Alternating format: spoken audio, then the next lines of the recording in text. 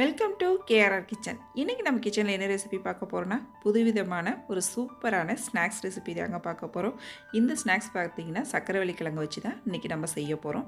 ரொம்ப அருமையாக சூப்பராக இருக்கும். இந்த சக்கரவள்ளி கிழங்கை வெறுமனே நம்ம வேக வச்சு கொடுத்தோம்னா குழந்தைங்க சாப்பிடாது. ஆனால் இது போல் ஸ்நாக்ஸ் செஞ்சு கொடுத்தோம் அப்படின்னாக்கா ரொம்ப சூப்பராக விரும்பி சாப்பிடுவாங்க. இந்த ஸ்நாக்ஸை நீங்கள் ஸ்கூலுக்கு கூட கொடுத்துடலாம். ஸ்நாக்ஸுக்கு ரொம்ப அருமையாக இருக்கும். சக்கரவள்ளி கிழங்க வேக வச்சு மட்டும் வச்சிட்டோம்னா போதும். குழந்தைங்க வந்து ஒரு 5 நிமிஷத்தில் ரொம்ப ஈஸியாக செஞ்சு கொடுத்துடலாம் இதை டக்குன்னு. இப்போ வாங்க இந்த ரெசிபி எப்படி செய்கிறது நம்ம வீடியோக்குள்ளே போய் பார்ப்போம். அதுக்கு முன்னாடி நம்ம சேனலை இப்போ தான் ஃபஸ்ட் டைம் பார்க்குறீங்கன்னா சப்ஸ்கிரைப் பண்ணி வச்சுக்கோங்க. கூடவே பெல் சிம்பிள் ப்ரெஸ் பண்ணி ஆளுங்கிற ஆப்ஷனையும் ப்ரெஸ் பண்ணி வச்சுக்கோங்க. அப்போ தான் நான் போகிற வீடியோஸ் எல்லாம் உங்களுக்கு தொடர்ந்து நோட்டிஃபிகேஷனில் உடனுக்குடனே கிடச்சிக்கிட்டு இருக்கும். இப்போ வாங்க இந்த ரெசிபி எப்படி செய்கிறதுன்னு பார்த்துடலாம்.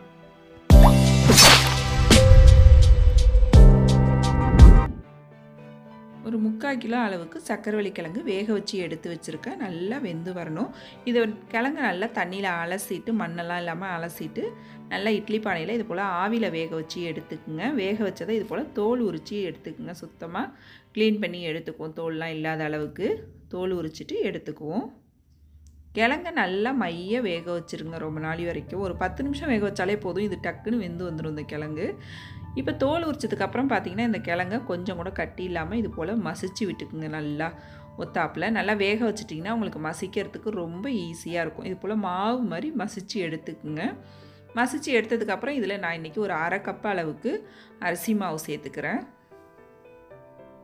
அரிசி மாவு சேர்த்ததுக்கப்புறம் ஒரு 3 டேபிள் ஸ்பூன் அளவுக்கு சீனி சேர்த்துக்கிறேன். நீங்கள் கிழங்குல பார்த்தீங்கன்னா சில கிழங்கு நல்லா இனிப்பாக இருக்கும். சில கிழங்கு பார்த்திங்கன்னா ஸ்வீட்டு கொஞ்சம் கம்மியாக தான் இருக்கும். நீங்கள் சாப்பிட்டு பார்த்துட்டு அதுக்கேற்ற மாதிரி சர்க்கரை சேர்த்துக்குங்க. இப்போ இது எல்லாத்தையும் நல்லா ஒத்தாப்பில் கலந்து எடுத்துக்குங்க. கலந்ததுக்கப்புறம் ஒரு 2 டேபிள் ஸ்பூன் அளவுக்கு பால் சேர்த்துக்குங்க. காய்ச்ச பால் இல்லை காய்ச்சாத பால் எது வேணாலும் சேர்த்துக்கலாம். பால் சேர்த்து நல்லா கலந்து எடுத்துக்குங்க. நம்ம சப்பாத்தி மாவு மாதிரி இது நல்லா சாஃப்டான மாவாக பிசைஞ்சு கொண்டு வரணும். அதுக்கேற்ற மாதிரி நீங்கள் பால் கொஞ்சம் கொஞ்சமாக சேர்த்து பிசைஞ்சு எடுத்துக்கோங்க. நல்லா சாஃப்டான மாவாக பிசைஞ்சு எடுத்ததுக்கப்புறம் சப்பாத்தி மாவுக்கு எப்படி உருண்டை நம்ம எடுப்போமோ அதே போல் உருட்டி எடுத்துக்குங்க. உருட்டி எடுத்து கட்லெட் ஷேப்பில் ரெடி பண்ணி எடுத்துக்குவோம். எல்லாத்தையும் நல்லா ரவுண்டாக உருட்டிட்டு உள்ளங்கையில் வச்சு நல்லா இது போல் அமுக்கி கட்லெட் மாதிரியே ரெடி பண்ணி எடுத்துக்குவோம். எல்லாத்தையும் கம்மியான அளவு தான் பொருட்கள் சேர்க்குறோம் இதில். ஆனால் டேஸ்ட்டு பார்த்திங்கன்னா ரொம்ப சூப்பராக சாஃப்டாக இருக்குங்க. இது சாப்பிட்றதுக்கே டேஸ்ட்டும் ரொம்ப அருமையாக இருக்கும். இப்போ இது மேலே கொஞ்சமாக நம்ம எள்ளு சேர்த்துக்குவோம். வெள்ளை எள்ளு கருப்பு எள்ளு எது இருந்தாலும் சேர்த்துக்கலாம். இது நல்லாயிருக்கும் டேஸ்ட்டு. அந்த எண்ணெயில் பொரித்து எடுப்போம் நம்ம. அப்போ பார்த்திங்கன்னா இதை சேர்த்து சாப்பிட்றப்ப இது கூட சேர்த்து சாப்பிட்றப்ப நல்லா வாசனையாக டேஸ்ட்டாக இருக்கும். இப்போ இது போல் மேலாப்பில் கொஞ்சம் போட்டு அமுக்கி விட்டு வச்சுக்குவோம்.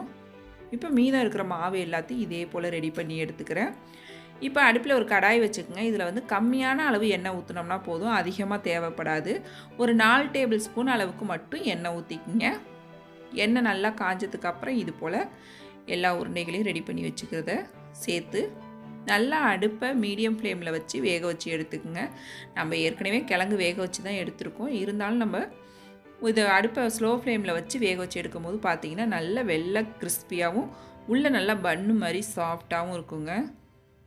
அதே போல் நல்லா மைல்டான ஒரு ஸ்வீட்னஸோடு சாப்பிடவே ரொம்ப அருமையாக இருக்கும்.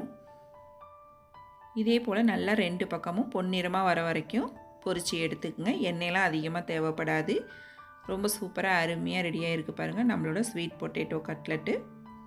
இதே போல் மீதம் இருக்கிறதையும் அதே எண்ணெயில் நான் திரும்பவும் பொரித்து எடுத்துக்கிறேன். இன்றைக்கி நம்மளோட இந்த ரெசிபி ரொம்ப சூப்பராக அருமையாக வந்திருக்குங்க. இந்த ஸ்வீட் ரெசிபி டேஸ்ட்டு ரொம்ப அருமையாக இருக்குது. நான் இன்றைக்கி சொன்ன அளவுகளோடு நீங்கள் சக்கரவள்ளி கிழங்கு இருந்ததுன்னா கண்டிப்பாக இந்த ரெசிபியை ட்ரை பண்ணி பாருங்கள்.